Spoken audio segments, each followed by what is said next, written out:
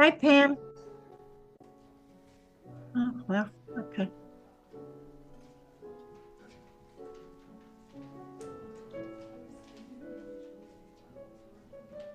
I think my volume's not so good again.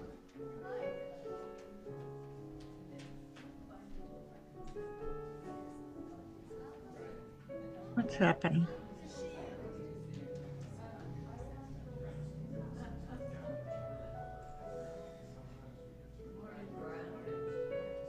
Hi, Pam. Hmm.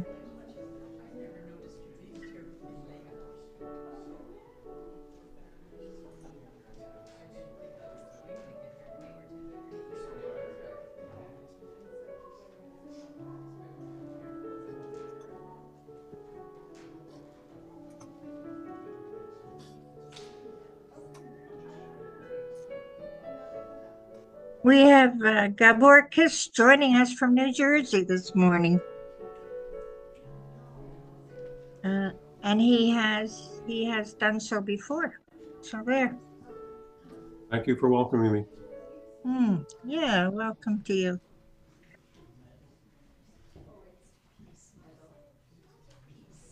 I guess I'll get a hymn book because I sing.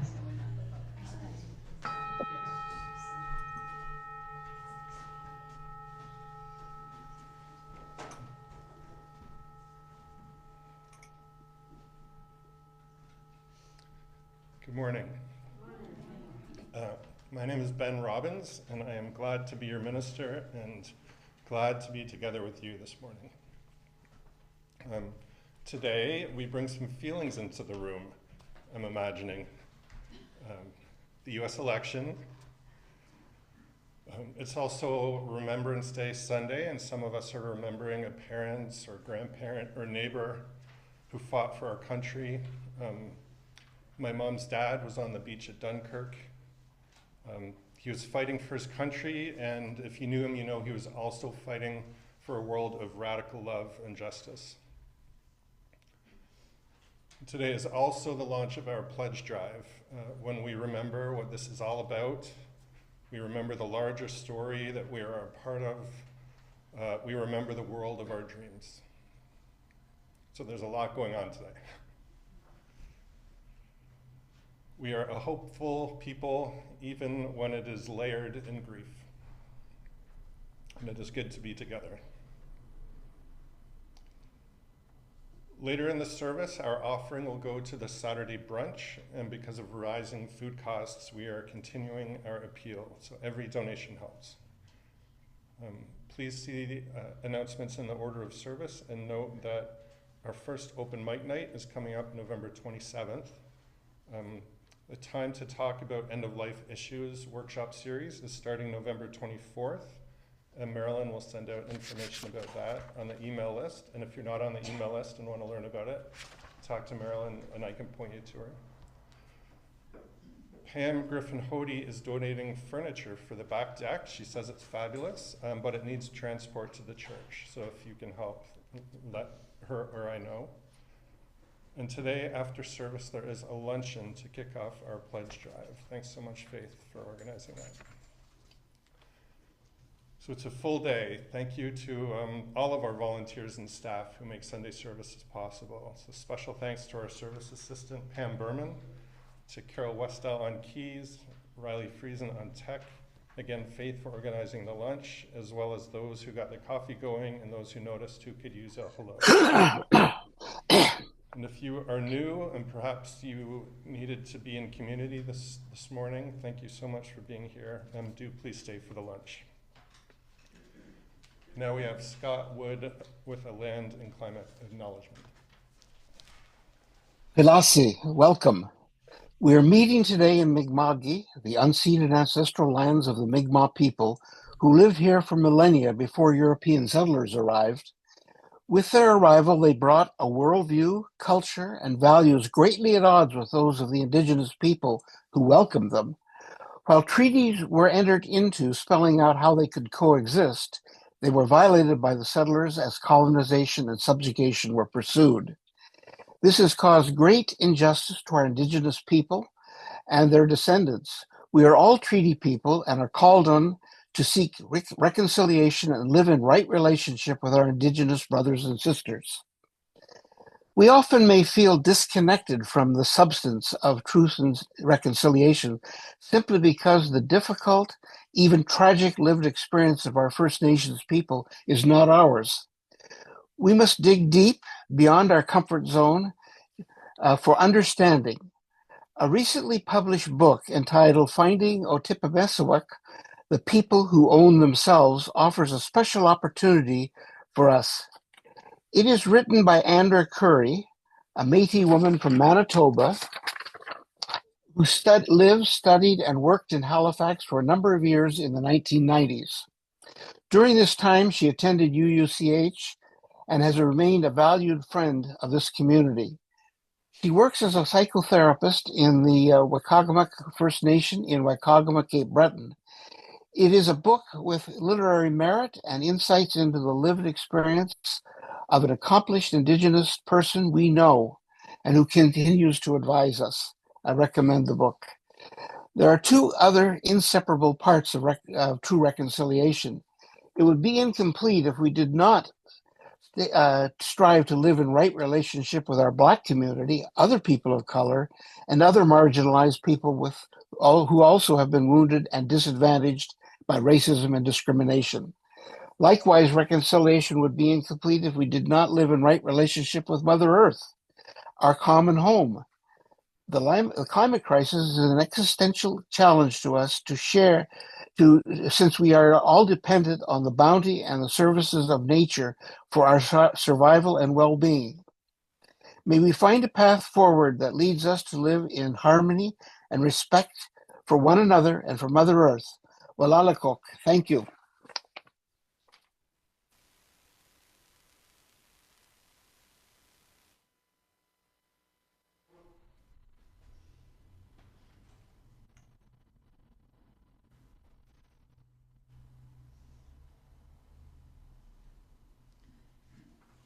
We light our chalice this week.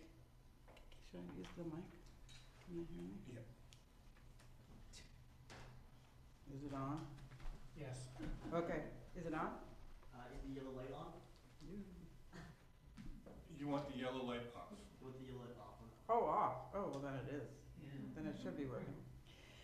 We light our chalice this week with these words. Well, it's off. Is it the yellow light off? I could hear you better without the microphone. There you go. The microphone's on. The microphone's power on. Oh, okay. Here we go. Anytime. We light our chalice this week with these words. Fire consumes and casts a bright light. May our chalice flame consume our regrets for the past, our fears about the future, and worries about today. May it light a path of joy and peace. I talked too long and put my light out. There we go. What did I do with it? Oh, thank you. I have to get it for the hand. Oh, I can come over here. The opening hymn is 159. This is my song. You'll find it in the gray hymnals, and stand if you are able.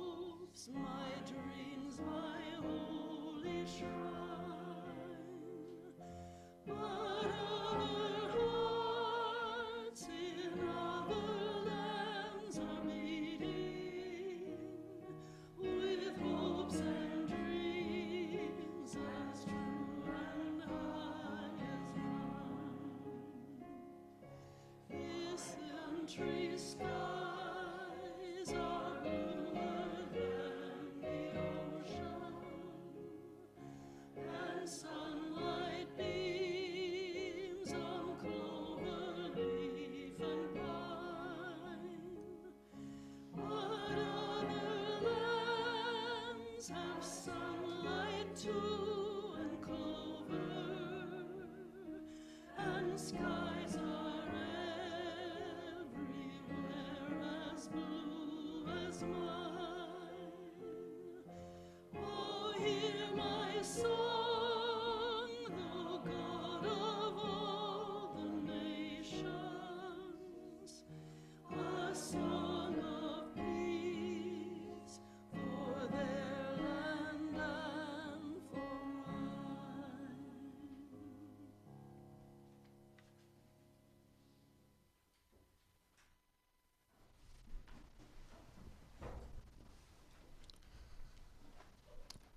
I'm 10 or 12 years old. My family, oh, it's election night. It's election night. My family is at party headquarters in a Greek restaurant, and I can't say which political party. There's a big chart on the wall listing every polling station in the city. My job is to stand by the restaurant's public payphone with pencil and paper. So when the phone rings, I answer it. The voice on the other end tells me the polling station number and the vote totals. So I am the first person at party headquarters to know the results for each polling station. I'm a runner, so that's probably why I'm in this role. So with paper in hand, I run across the restaurant to the big chart, where they take the paper and add the numbers to the chart. Then I run back through the restaurant to the payphone. Even as a little kid, I don't take the first results too seriously because they bounce around, but I soon realized that the numbers are not going our way. Another political party is going to win, a party that I've only heard bad things about. So I feel shock, I feel confusion, I feel sadness.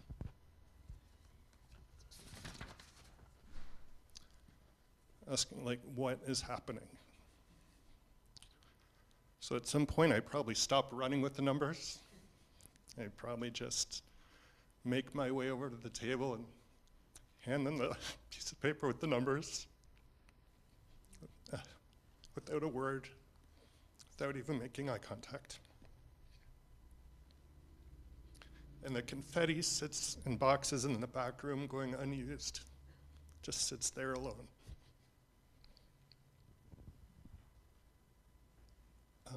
I'll add, welcome to the family who's visiting. Yeah, none of our other kids are here this time. That sometimes happens. At any time, you can go up these stairs. There's some space to play and some stuff to do if you want. You're also welcome to stay.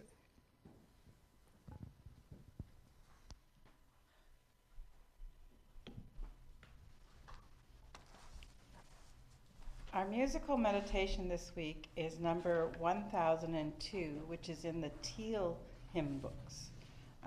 We have two different hymn books. We have joys and sorrows right now. Oh, I'm skipping, sorry. Yes, I went right to musical meditation before we had our joys and sorrows. Every week we take time to acknowledge our many joys, sorrows, and complex truths. A joy shared is multiplied, a sorrow shared can reduce the burden, and a complex truth spoken out loud in a loving community can often be better examined. If you have a joy, sorrow, or complex truth you wish to share, please come forward and drop a stone in our communal well. Or I can bring you the microphone and drop the stone in for you. But to start off, Reverend Ben will first drop in a stone to represent the anxieties that many of us feel following the U.S. election. We got that covered.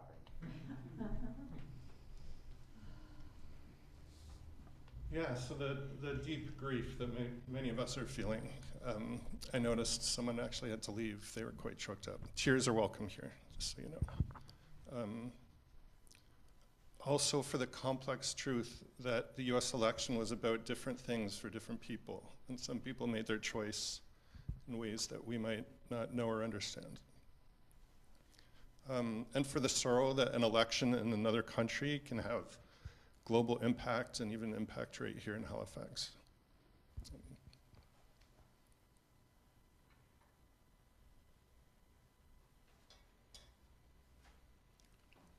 And I'm also going to place a stone of hope.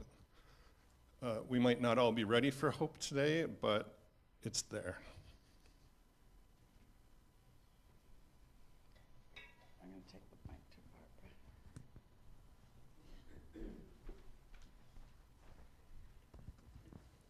Thank you. I have a joy, and that's my little great-grandson who is going to be all of 40 years old this month. And not only that, but he loves music. He sings and he plays the keyboard. And he declared that when his legs are long enough, he will be an organist. Well, I'll drop a stone in for your great-grandson, Barbara.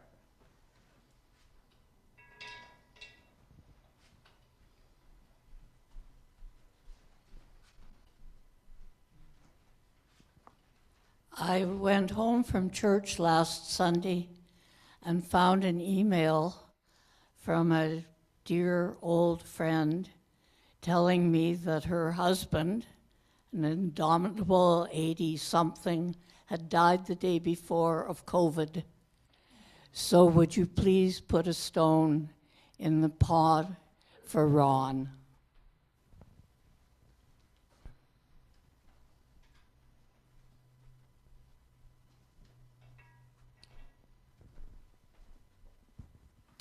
I'd like to put a stone in the water for Murray Sinclair, who died this week, and he was an extraordinary leader that who helped change the perspective across the country about Indigenous lives and the experience of in the residential schools through his leadership in the Truth and Reconciliation Commission. He was an incredible person.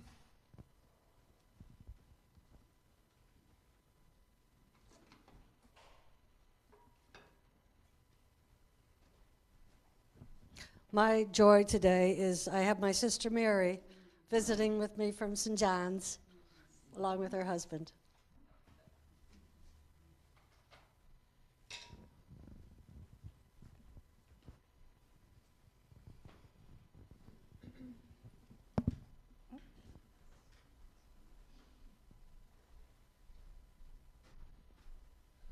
Thank you. Good morning. My name is Jeff Richardson. I would like to this morning remember the wartime service and sacrifice of 3 people. First of all, my father, Flight Lieutenant Edwin Richardson, who was a pilot with the Royal Canadian Air Force during the Second World War. My mother, Kathleen Foster, she was with the Royal Navy, Women's Royal Navy Service. She was stationed at Bletchley Park, where the Enigma project was took place. And finally, Private Rex Claude Mann, who is my great-in-law, and he served with the Special Forces, Canadian Special Forces branch, and he died in action in southern France in September 1944.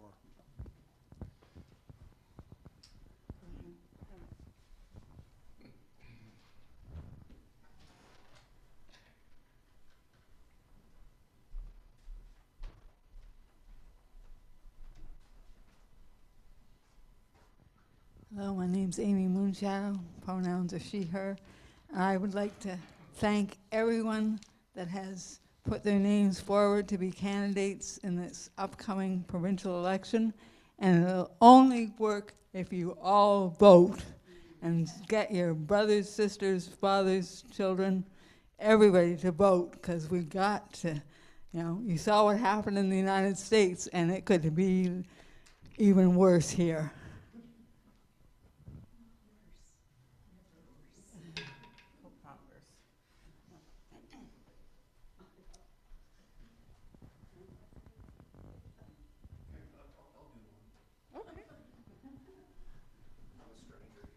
It's helpful to come up so that people on Zoom can see it. Yeah. Okay. There? All right. Hi, my name's Chris. I'm from the U.S., so I drove up here on Monday after having voted to sort of escape, just to get a little distance. Unfortunately, with communication being what it is, I couldn't avoid for very long. So anyway, I've spent the last week just kind of huddled in a hotel room, and this is the first time I've come out. So feeling a little better. Yay. So,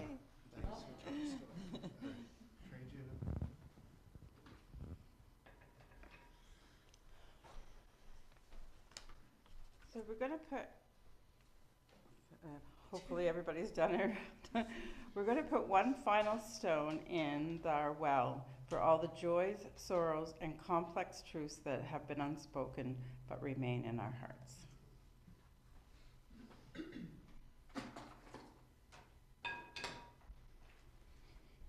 And now our musical meditation this week is 1002. It's Comfort Me in the Teal Hymnals, and you may remain seated for this one.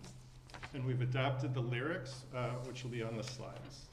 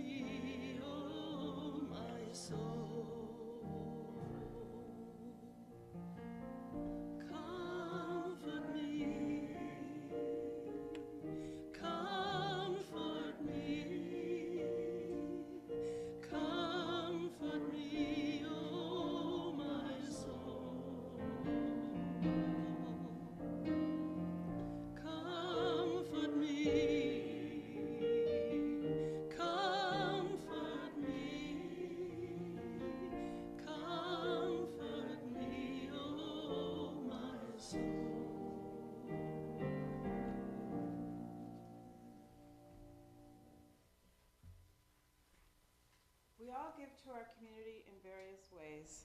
Taking up the offering on Sundays is just one symbol of the many ways we contribute.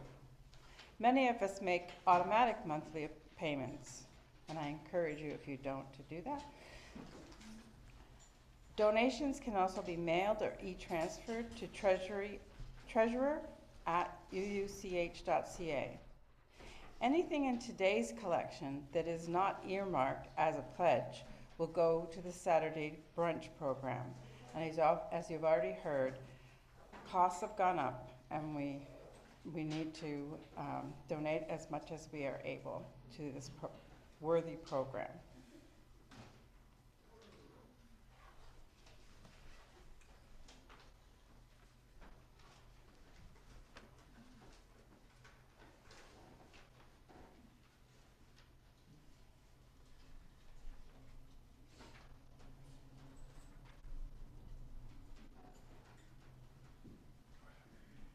Our offertory hymn is number 1 in the Gray hymnals, Nothing Evil will cross this door. Nothing evil cross this door. Please rise in body or spirit. Number 1.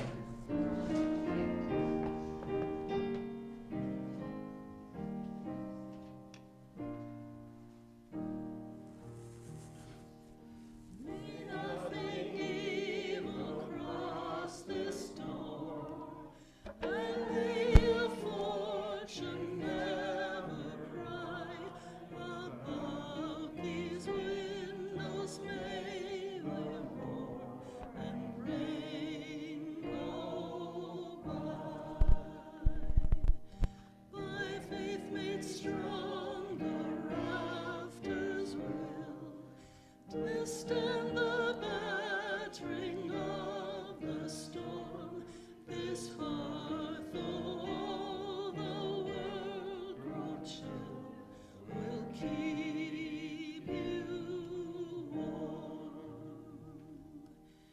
Peace shall walk softly through these rooms, touching our lips with holy wine, till every casual corner blooms into a shrine. With laughter drown the raucous shout, and through these sheltering walls are thin, may they be strong to keep hate out and hold love in.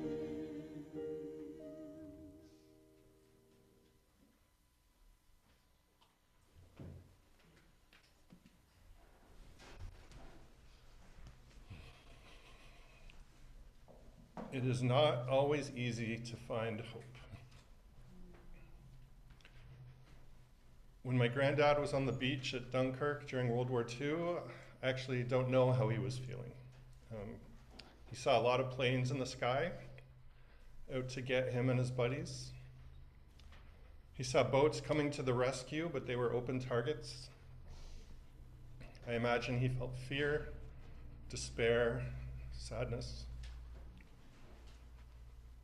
He was taught to keep calm and carry on. So he just might have disconnected from those feelings and just sat there on the beach, waiting to discover his fate.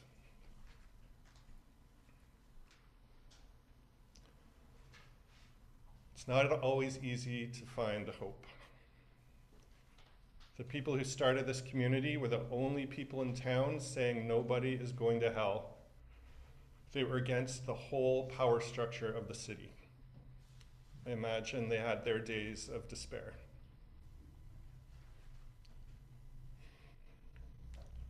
It's not always easy to find hope.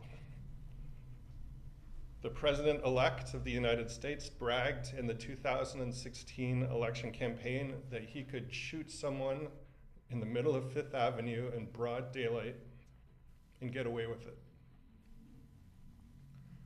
So that comment alone makes him unsuitable for leadership, but it rarely gets mentioned because it is so far down the list of things to mention.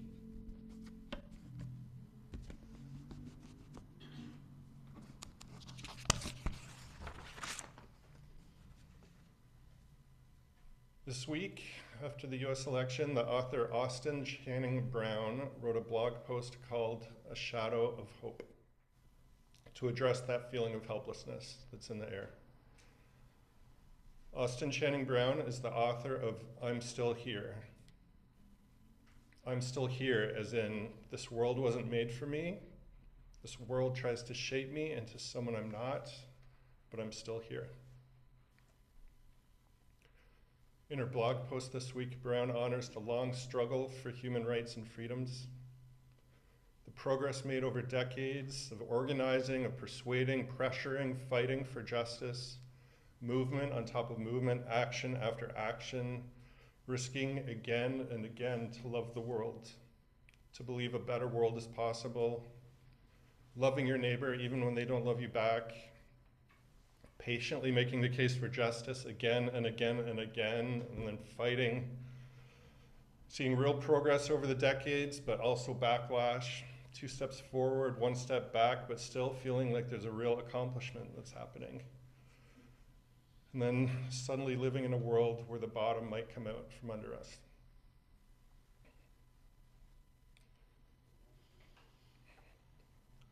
In her blog post, Austin Channing Brown takes us through 7 stages of grief. So if you know Elizabeth Kubler-Ross's 5 stages of loss or grief, it's often listed as 7 now. Shock. It's waking up Wednesday morning and seeing the results. Anger. She writes, "We will be mad at the results. We will be mad what these results say about America. We will be mad at the people who are not reacting the way that we are reacting." Despair. Despair that our democratic institutions and liberal norms can't withstand promises to do away with them. Despair that bullies will have their way in the world. Despair that narrow binary ideas of masculine and feminine will dominate. Despair that a miscarriage might be a death sentence. Shock, anger, despair, sadness, even depression at the weight of it all. Austin Brown Channing writes, "I wish that hopelessness was not a part of this work. It would be nice. I would love to tell you that when you join the movement for racial justice or to stand up for the marginalized or became progressive, that we were going to win it all, but that is not how it works."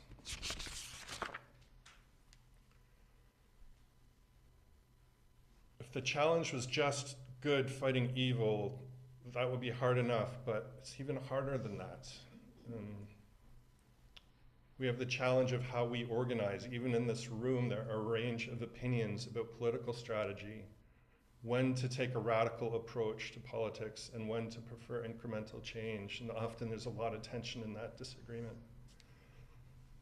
We have a range of opinions about which policies work the way we think they're going to work. We have a range of opinions about what a world grounded in UU principles looks like. So it's often us, in tension with us, which makes it even harder. Even today, we have different needs. Some of us are in grief. Some of us are in analytical mode already, trying to better understand. Some of us are already in action mode for next time, for the future, for tomorrow. Some of us have turned off the news and are simply just being here in Canada. We have the challenge that we aren't all in the same place. And I'll add that we have the challenge that we are not all angels. Human condition is complicated. We are each capable of enormous good, but we each have a shadow side. We can each shake our fist in traffic and feel the heart close to the world. If you haven't had that experience, I'd love to talk to you.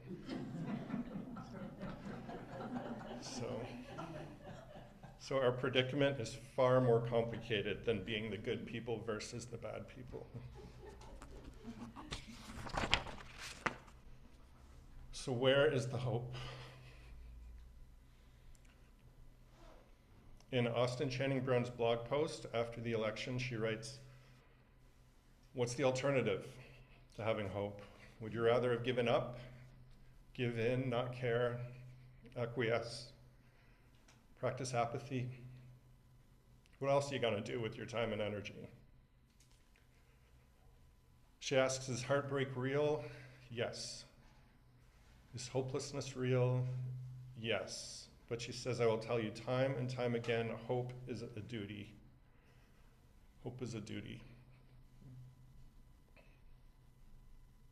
To me, that sounds a bit like a keep calm and carry on sort of hope, sort of strategic hope.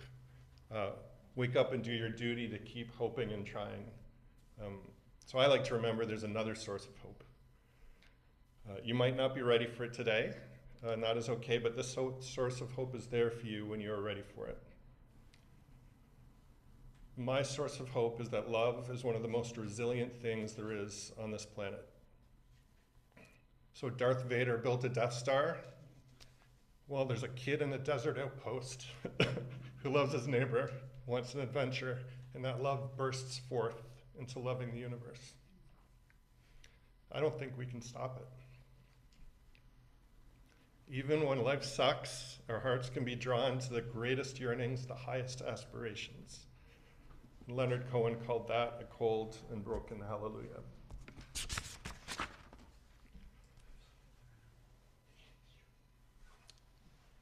There's no guarantee that any person in particular will fill up with love.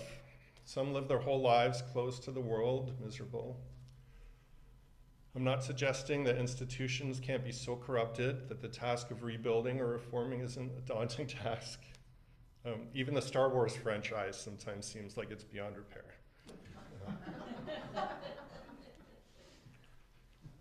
But this week I saw a video of someone holding a baby otter. Did anyone else see that? It's going around. The otter has this gushing smile. And the human and the otter are just overflowing with love. You can't quench it. Love, well, is love the most powerful force in the universe? I can say it's at least deeply embedded. It's not going anywhere. I believe that our UU principles go hand in hand with each other. Love is intimately related to liberty, compassion, fairness, inclusion. To love another human is to want them to shine. Love is intimately related to justice. To love the world is to need it to be a just world. Love is intimately related to truth. To love the world is to want to know what it really is, how it really works, and how to actually make it better. And love is intimately related to democracy. To love your community is to want to have power with, not power over. I have an image of a pack of starlings that makes decisions together about where to go. And they're always changing who is leading.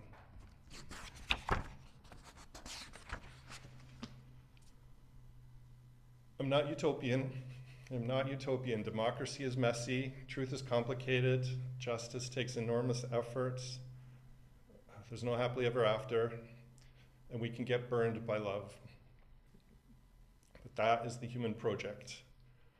To discover what gives life meaning, to feeling an overwhelming yes to that, not necessarily today or this week, but to feel that yes to life, and to notice that you are ever rededicating yourself to that baby otter with that smile that ignites the world. I believe in the yin-yang. I believe that out of darkness, a light is born.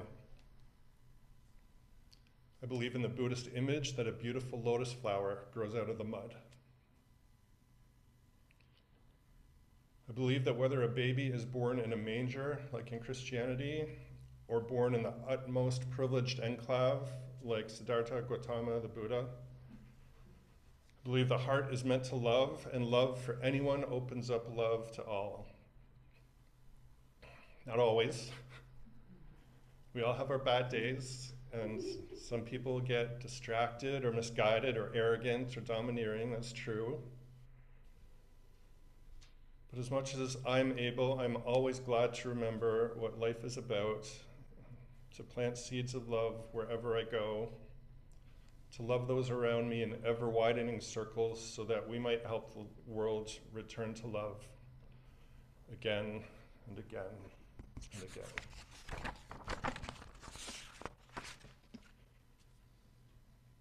I'll end with words by Fred Gillis. Does anyone know Fred? He was a minister here at UUCH in another era when the world needed to heal. Here's what he said. May the love that overcomes all differences, that heals all wounds, that puts flight to all fears, that reconciles all who are separated, be in us and among us, now and always.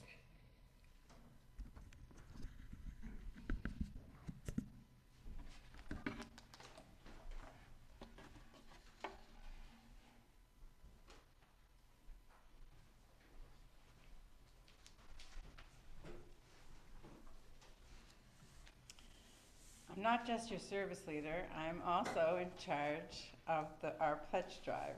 Well, I have been for a few years, anyway. I'm going to tell you what this year's theme was inspired by. My mother bought a package of cucumber seeds from a drugstore last spring. Stop me, I've heard this one before.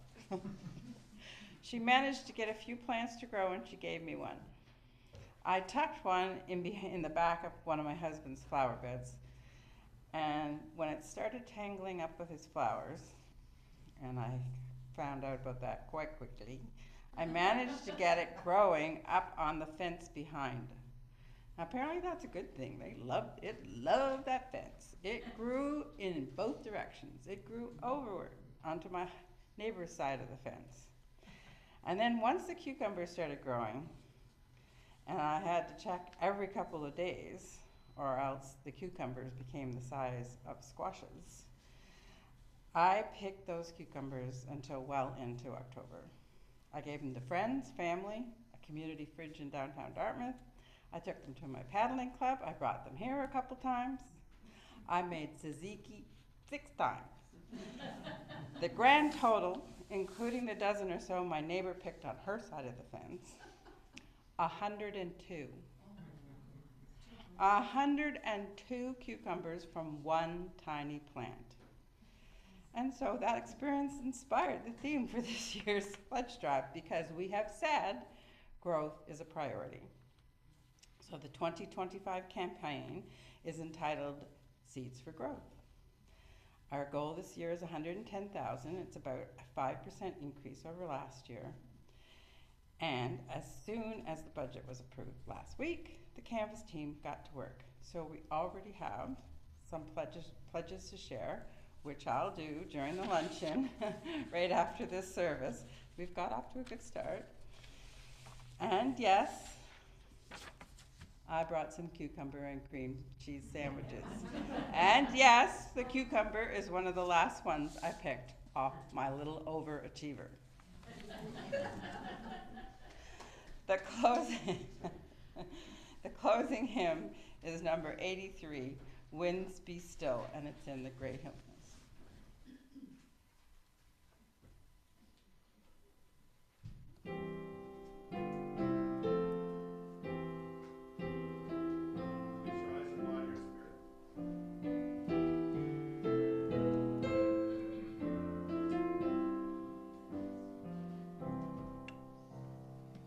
Winds be still, storm clouds pass and silence come. Peace grace this time with harmony. Fly, bird of hope, and shine, light of love, and in calm let all find treasure.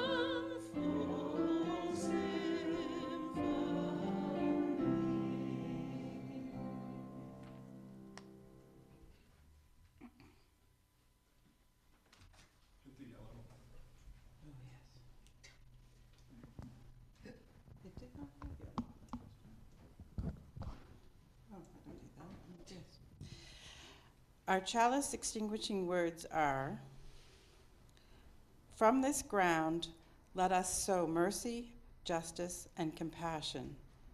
Hope continues uncertain and true, like candlelight ready to spark again."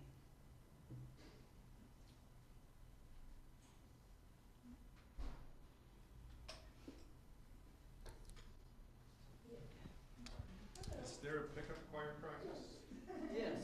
If you're in the pickup choir or just want to sing, please come up here, and please stay for the lunch, which will start after we set up tables.